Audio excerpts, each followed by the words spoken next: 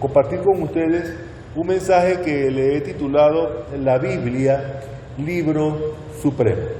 Y vamos a comenzar leyendo en la palabra de Dios esta cita que se encuentra en Isaías, capítulo 40, versículos del 6 al 8.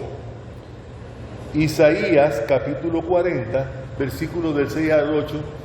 No es porque tenga una magia, pero solamente en representación del respeto y por respeto a la santidad que la misma palabra de Dios representa, pues les invito a ponerse de pie y lo podemos leer todos juntos. Dice así: voz que decía, da voces, y yo respondí, ¿qué tengo que decir a voces?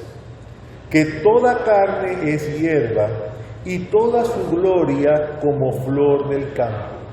La hierba se seca, y la flor se marchita, porque el viento de Jehová sopló en ella.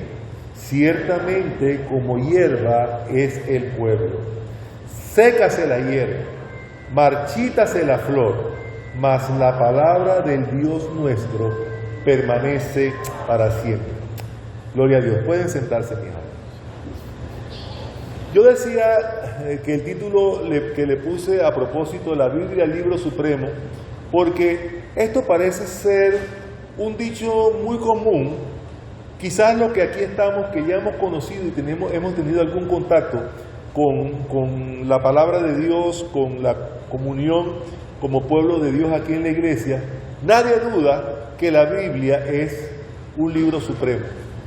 Pero yo me hacía la pregunta, ¿cuántas veces o qué tan frecuentemente consideramos nosotros en nuestra vida diaria, para la toma de decisiones importantes en nuestra vida, lo que la Biblia dice, lo que la Biblia aconseja, lo que la Biblia nos enseña?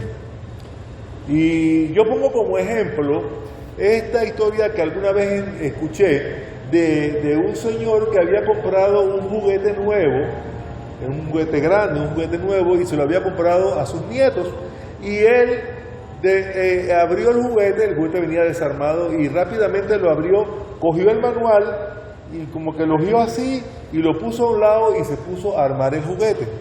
Y después de varias horas de trabajo intenso sobre la tarea de armar el juguete, se dio cuenta que no podía armarlo, no encontraba la manera de cómo hacerlo, se confundía, le sobraban piezas, este tornillo por acá, este por allá, y entonces, en vista del fracaso de su propia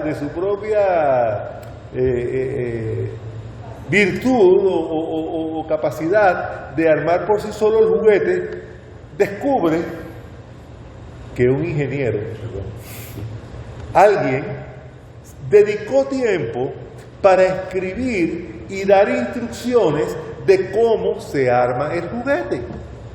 Y entonces, después de muchas horas de estar intentándolo por sí mismo, descubre cómo hacerlo y en un ratito termina de armar el juguete. Y el tema es que al poco tiempo ya sus nietos podían estar disfrutando del juguete que él había podido armar, y él sabía que el fabricante había escrito un plan para cómo armar el juguete, pero él asumió en su propio criterio que él era capaz de armarlo solo, sin necesidad de las instrucciones. Y la realidad es que muchos de nosotros nos acercamos a la Biblia, abordamos la Biblia de esa misma manera. Tratamos de resolver, de tomar las decisiones, de enfrentar cualquiera que sea las situaciones que estemos enfrentando en nuestra vida, de tal manera que lo podemos resolver a nuestra manera. Y cuando llegamos al límite de nuestra incapacidad, porque no digo el límite de nuestra capacidad, cuando llegamos al límite de nuestra incapacidad, entonces venimos a la Biblia y en vez de tratar a la Biblia como un manual para vivir, para actuar en cada una de las decisiones de nuestra vida, tomamos la palabra de Dios para consultarla cuando no sabemos qué hacer. Cuando estamos contra el piso, cuando ya no sabemos qué hacer, cuando no tenemos para dónde coger, cuando ya tenemos la cara colorada de tanta bofetada que nos han dado, perdonando el lenguaje un poco fuerte, la vida nos abofetea a veces. Y cuando ya no tenemos para dónde coger, entonces nos acordamos, la palabra de Dios me puede decir qué hacer.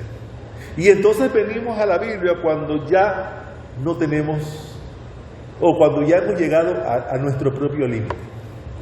Cuando la Biblia está escrita y está dada para nosotros para convertirse no en la consulta para resolver ¿cómo le dicen en inglés? Julio, tú me vas a ayudar un troubleshooting, así es que se llama, ¿verdad? Troubleshooting. Tengo este problema, esta es la solución. Tengo este problema, esta es la solución. La mayoría de las computadoras tienen una cosa que se llama troubleshooting. Es la consulta de problemas. ¿Qué hacer cuando pasa esto? ¿Qué hacer cuando pasa esto otro? Pero realmente la Biblia debe ser y ha sido escrita por muchos hombres inspirados por el Espíritu Santo de Dios para convertirse en un manual para vivir, no en la solución de un problema en el cual ya nos hemos metido y no tenemos para dónde coger. Y la Biblia nos enseña a todos nosotros los creyentes quién es Dios, qué es lo que Él piensa, cómo es que Él actúa. Y conocer los caminos del Señor asegura que podamos tomar decisiones sabias, que le honren. La Biblia es un libro de instrucciones para vivir. Decía mi abuela un dicho muy de ella, la vida no es para vivirla, la vida es para aprender a vivir. Pues la Biblia es el manual que nos enseña en el transcurso de la vida cómo vivir. Y en 2 Timoteo, capítulo 3, el versículo 16 y 17, dice textualmente, toda la Escritura es inspirada por Dios y es útil para enseñar, para redarguir, para corregir, para instruir en justicia, a fin de que el hombre de Dios sea perfecto y enteramente preparado para las buenas obras. Y si una persona quiere ser justa, su vida debe cumplir con los principios de esta parte, de esta versión de Timoteo. Antes de esta cita, en los versículos 9 y 10 de ese mismo capítulo de Timoteo, dice el apóstol Pablo a Timoteo, mas no irán más adelante, refiriéndose a los hombres, mas no irán más adelante porque su insensatez será manifiesta a todos, como también fue la de aquellos. Y aquí la palabra insensatez es la palabra que se usa en los proverbios para necedad. Y es la palabra más fuerte que se usa y que usamos nosotros en nuestro idioma castellano. Y me voy a atrever a pronunciar. Es nuestra estupidez. Nos lleva a no hacerle caso a lo que la palabra de Dios enseña, y entonces nos chocamos contra eso. Pero el consejo de Pablo dice, pero tú has seguido mi doctrina, conducta, propósito, fe, longanimidad, amor y paciencia. Y la verdad que la única manera de hacerlo es leerla, estudiarla, meditar en ellas, para entonces ponerla por práctica. Yo estoy seguro que ningún profesional, vamos a poner el caso de la medicina, ningún profesional anda con el manual de diagnóstico y le pregunta al paciente, ¿qué te sientes? Y le dice, bueno, me duele la cabeza y a veces me mareo, y entonces a esa hora va y abre el manual. Dolor de cabeza, mareo. Ya él se estudió eso, ya él fue al manual, ya él sabe la hora de enfrentar el problema, o la hora de consultar la Biblia no es en el momento de resolver el problema. Es que tenemos que leerla, estudiarla, meditar en ella para que tengamos el conocimiento previo y ya tengamos un conocimiento acerca de lo que la palabra de Dios enseña. Por eso es que yo digo que la Biblia tiene un valor supremo y las riquezas que hay en la Biblia es tan grande porque ahí hay historias que nos enseñan cómo servir al Señor para vivir de una manera que lo honre y contiene una cantidad tan grande de instrucciones que nos ayudan para edificar para nosotros mismos en nuestro diario caminar una vida recta, una vida con propósito. Sin embargo, este llamado a leer y a meditar en la Biblia a veces se ve enfrentado. Y yo no sé cuántos de ustedes le habrá pasado, a mí me ha pasado con algunas personas que se me acercan, donde yo les doy este consejo, bueno, pues, vamos a estudiar la Biblia, qué sé yo, léela, medítala, estúdiala. Y me dicen, lo que pasa es que yo leo la Biblia y me da como un sueño. Es que no entiendo. Está escrita de una manera que yo no la entiendo. Pero les tengo una noticia. Si usted piensa de esta manera, quiero decirle que todo el mundo, todas las personas, tienen la capacidad dada por el Espíritu Santo de Dios para entender lo que la palabra de Dios enseña. Lamentablemente muchas personas tienen la idea en su mente de que no van a poder entender la Biblia porque de pronto la abrieron y se fueron, porque hay personas que son así, cogen la palabra de Dios y la abren. Voy a decir algo, no lo voy a decir. Abren así como si estuvieran sacando un número de la lotería. A ver qué me sale. Aquí.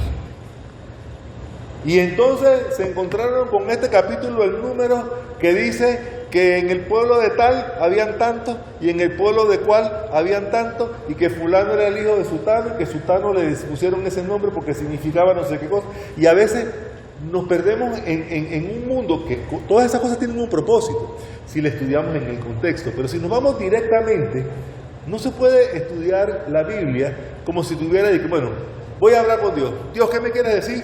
Aquí. Hay personas que hacen eso. Hay personas que hacen eso. Bendito Dios que hasta esos propósitos lo usa para bendición, porque yo me he encontrado con personas que han encontrado bendición en lo que la palabra de Dios enseña de esa manera. Pero yo quiero decirles que la Biblia no fue escrita ni para teólogos, ni para sacerdotes, ni para ministros. Fue escrita para todos.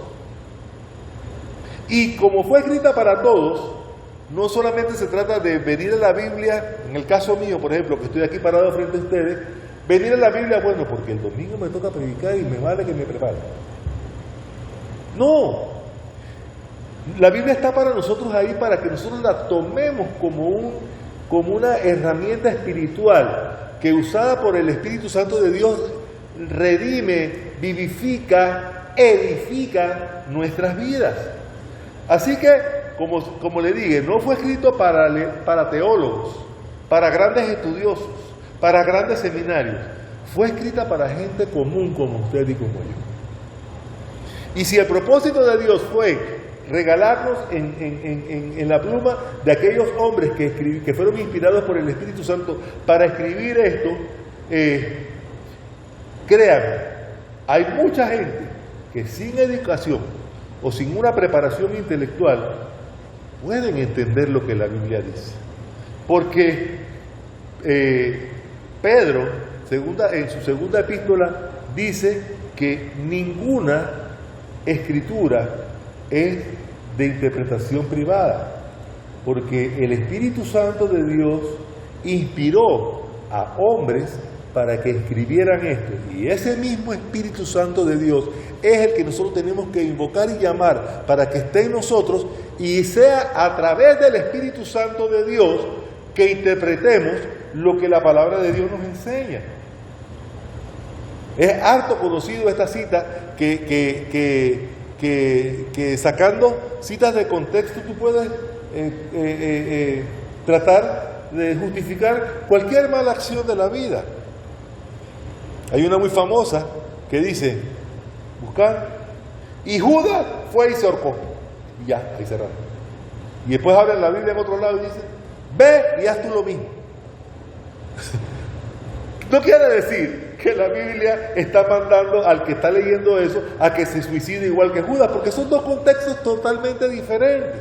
Así que nosotros, el código para interpretar la Biblia no es nuestra inteligencia, no es nuestra capacidad, no es nuestro nivel de estudio.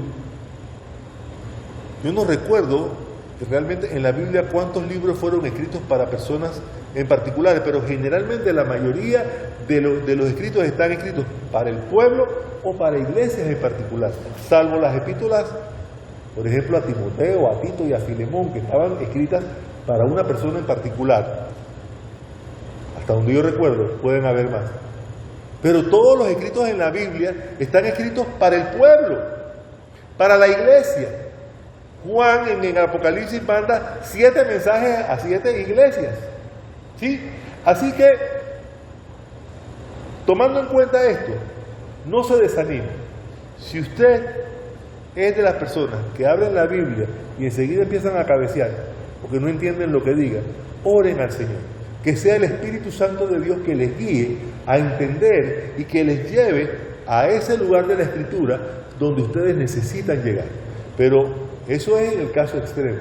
La costumbre sana es que nosotros vayamos a la Biblia día a día, de una manera ordenada, de una manera estructurada, para que podamos estudiar toda la Escritura. Como decía ya, toda la Escritura está hecha para nuestro bien, para nuestra edificación, para nuestro bienestar.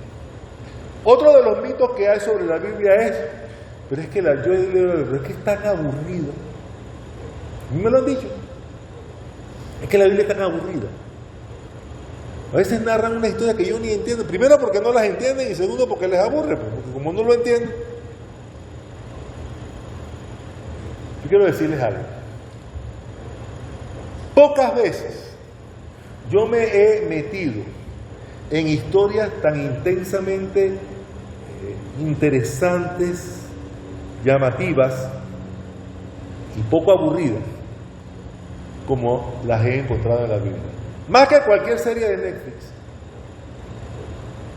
Por ejemplo, la historia de los 12 hijos de Jacob, cuando vendieron a José, y José se fue para Egipto, y lo contrató Potifar, y se escapó de la casa de Potifar porque la mujer de Potifar le quería arrancar la ropa, estuvo preso, los sueños, la interpretación de los sueños, el nombramiento de José como gobernador de Egipto, la manera como los hermanos en medio de la crisis llegaron a encontrarse con él los reconoce, se reconcilian, llaman al papá, se establecen en Egipto, crecen como pueblo, después pasan años, son esclavizados, el éxodo, el cruzar o sea, cuando tú entras en una novela como esta, y yo no estoy diciendo novela en un tono despectivo, sino en una secuencia tan interesante que realmente nos apasiona, porque es tan envolvente, tan poco aburrida, más bien interesantísima. Y los personajes de la Biblia están llenos de vida, sus vidas revelan drama, aflicción, tentaciones, crímenes, devoción, todo aspecto relacionado con las luchas de nuestra vida. Algún personaje de la Biblia lo personifica.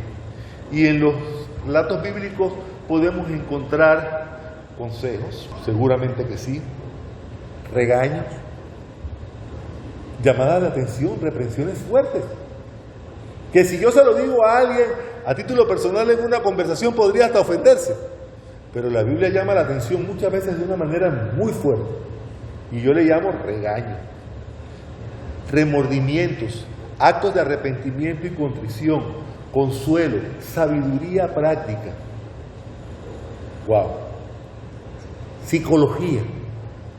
Decía el pastor Bruno que él había estudiado mucho de la psicología y no había ningún libro de psicología mejor que lo que la palabra de Dios le enseñaba. ¿Sí? Y la Biblia nos relata historias que van desde el origen de todos los tiempos, la creación, el hombre, nos revela el origen del pecado, la muerte, el diablo, la abundancia de los ricos, la sana doctrina. ¿Y ustedes creen que esto que les estoy narrando es algo aburrido? ¿En serio que no? Porque si uno se mete en el desarrollo de estas diferentes historias, uno va a encontrar que existen diferentes y múltiples fuentes de enseñanza a partir de las historias de los personajes. Y si usted es medio artista, pues en la Biblia hay poesía, hay música, ¿sí? De parte de Dios recibimos todo. Y estas expresiones de poesía que hablan del amor de Dios, de la vida, de la muerte, del bien y del mal, lo hace en un lenguaje tan sublime y tan amoroso que nosotros como personas, yo no sé cuántos de ustedes, ahora les voy a hablar de mi vida personal, pero yo no sé cuántos de ustedes les gusta sentirse amados. Yo creo que a todos nos gusta sentirnos amados. Pero yo, además de sentirme amado, me encanta que me lo digan. A mí me encanta que me lo digan. Mi esposa me acostumbró a eso y yo la tenía mal acostumbrada a ella también. Pero es una cosa tan hermosa y no es lo mismo encontrarse con alguien y decirle, tú sabes que te amo. O decírselo cantando. Si alguno de ustedes, su pareja, alguna vez le ha dicho te amo, lo van a haber recibido de una buena manera. Pero si alguno de ustedes, de alguna o alguno de ustedes, se los han dicho cantando, eso tiene un impacto especial. ¿A cuántas de ustedes, me voy a referir a las damas, les han llevado una serenata donde le declaran amor a la luz de la luna en la ventana y ustedes están del lado de allá y los músicos del lado de acá? Y a lo mejor la declaración es la misma. Lo que le están diciendo es, citando un tango famoso, el día que me quiera, el que le ha dicho a una mujer, el día que me quiera, y toda la letra que dice esa canción, las rosas se encalaron, se vestirá de fiesta. ¡Wow! No es lo mismo que decirle, te quiero. ¿Sí o no? Entonces, yo me refiero a esto porque esta parte poética y artística de la Biblia nos da de una manera, eso mismo, artística, hermosa, el mismo mensaje que es yo te amo. Pero la Biblia lo dice en poesía, la Biblia lo dice en música. También la Biblia contiene profecías, o sea, escritos que hablan acerca de lo que va a acontecer y nos revelan el futuro, los planes de Dios para este mundo. Y tenemos que en la Biblia hay historias de cosas que todavía no han ocurrido. Imagínense qué riqueza hay en este libro. ¿Y les parece aburrido? ¿A quién le puede parecer aburrido algo como esto? Así que esta es una realidad. Y la otra realidad que no podemos ignorar es que la Biblia ha cambiado la vida de muchas personas. Cuando en los años 1500, 1400 por allá, inventaron la imprenta, adivinen, el primer libro que se imprimió fue la Biblia. Así que hasta 1500, hermana Edilma, lamento decirle que no teníamos libros. Pero la palabra de Dios todavía seguía siendo de importancia. Porque lo que habían eran papiros, pedazos de cuero, manchados y escritos, con trazos en idiomas ininteligibles, arameo, qué sé yo. Pero cuando hubo la posibilidad y se descubrió la herramienta y se escribió el primer libro que fue impreso fue justamente la palabra de Dios. Así que quiero decirles que este es un libro que es quizás uno de los libros más leídos, quizás el más leído de toda la historia de la humanidad. Es un libro distinto, es un libro único, es la palabra de Dios escrita. Esto quiere decir que Dios es el autor intelectual de la Biblia. Lo que escribió Moisés y lo que escribió Pablo, que nunca se conocieron ni se vieron ni nada, están inspirados por el mismo Espíritu Santo de Dios.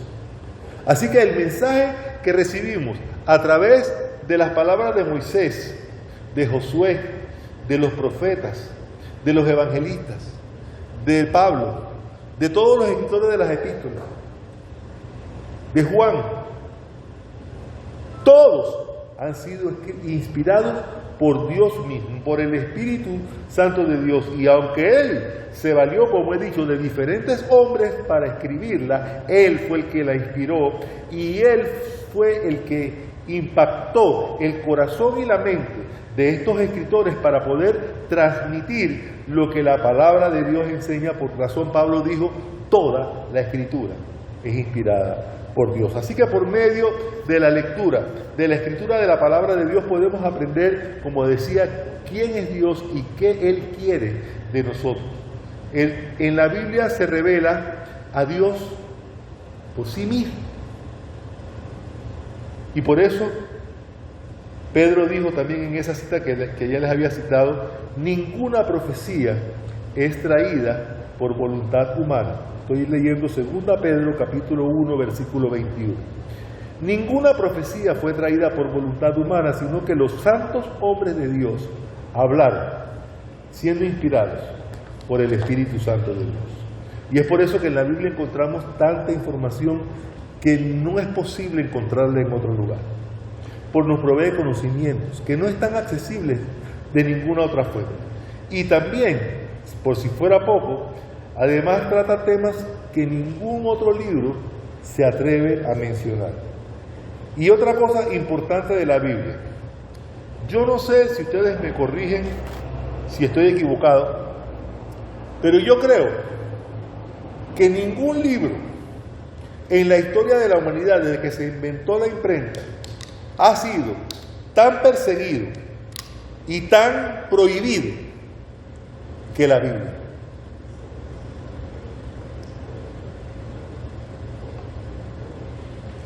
Los enemigos de la palabra de Dios, los enemigos de Dios, se han ensañado contra la palabra de Dios, y desde los tiempos de los emperadores romanos hasta el presente, en los países más extremistas, ¿cuántas veces no han tratado de desaparecerla, de prohibirla, de clausurarla, de quemarla, de censurarla, de hacerla inclusive ilegal durante miles de años? Todos los enemigos de Dios y de la palabra de Dios han estado atacando y refutando y combatiendo lo que esta palabra de Dios dice. Y como dije en la cita con la que empecé a predicar, aún así la palabra de Dios permanece para siempre como una roca sólida. Emperadores y papas, reyes y sacerdotes, usted nombre, príncipe, gobernante, han tratado de poner su mano de poder sobre la palabra de Dios para destruirlo, y sin embargo la Biblia aún permanece. Ningún otro libro ha sido tan molido, tan acuchillado, tan apedreado, y aún así la Biblia es amada y leída por millones de personas y estudiadas por millones de personas. La realidad es que, sea como sea, este es el libro mejor vendido, y lo mejor de todo es que su circulación no disminuye, sino que sigue aumentando. Y les voy a contar una historia. Yo cuando fui estudiante del colegio, de la escuela secundaria, yo estudié en un colegio católico, en un colegio jesuita, el Colegio Javier, y nosotros estudiábamos mucha filosofía. y estudiamos a un autor muy famoso, Voltaire, francés, y Voltaire escribió un libro completo que se llamaba La crítica religiosa. Y él atacaba todo lo que tenía que ver con el tema de la Biblia, porque él decía que la Biblia era puro cuento. Esto de que Moisés fue príncipe de Egipto no es verdad, porque Ramsés, que supuestamente era el hermanastro de Moisés, reinó 200 años después que Moisés ya se había... O sea, unos ataques todos raros donde pretendían hacer unos análisis históricos todos confusos. Y él decía, por ejemplo, recuerdo que decía una historia que a mí me daba mucha risa, porque él decía, ¿cómo es posible que la Biblia dice que Eva estaba caminando por ahí, trililí, tralalá, por el jardín del Edén, y de pronto se le apareció una serpiente en un palo y se puso a hablar con ella tan tranquilo, como si no hubiera pasado nada? A mí me sale una culebra y le salgo huyendo, ¿sí o no? Eso es lo que decía Voltaire. Eso es lo que decía Voltaire. Pero él evidentemente lo estaba sacando totalmente de contexto. El tema del choque de Voltaire es que llegó a ser tan enemigo de la palabra de Dios que dijo que la Biblia, que él le daba un plazo a la Biblia de 100 años. En 100 años después de Voltaire, ya la Biblia no existiría, porque ya todo el mundo hubiera descubierto las mentiras que decía la Biblia, según él. Y usted sabe lo que pasó. Voltaire murió. Y no solamente la Biblia no desapareció, la casa donde vivía Voltaire se convirtió en una imprenta donde se publicaba la Biblia. La misma casa donde él vivía. Y si tan solo 50 años después, porque ni siquiera se cumplieron los 100 que él había predestinado, 50 años después de la muerte, su casa fue usada para publicar la Biblia, después de tanto ataque y de tanta cosa. Caray, tiene que ser la Biblia un libro supremo. No despreciemos la importancia de la palabra de Dios. Y voy a terminar con el mismo verso con el cual comencé. Con razón, el profeta dijo: toda carne es hierba y toda su gloria como flor del campo. Sécase la hierba, marchítase la flor, mas la palabra de Dios nuestro permanece para siempre. Que Dios les bendiga, mis hermanos.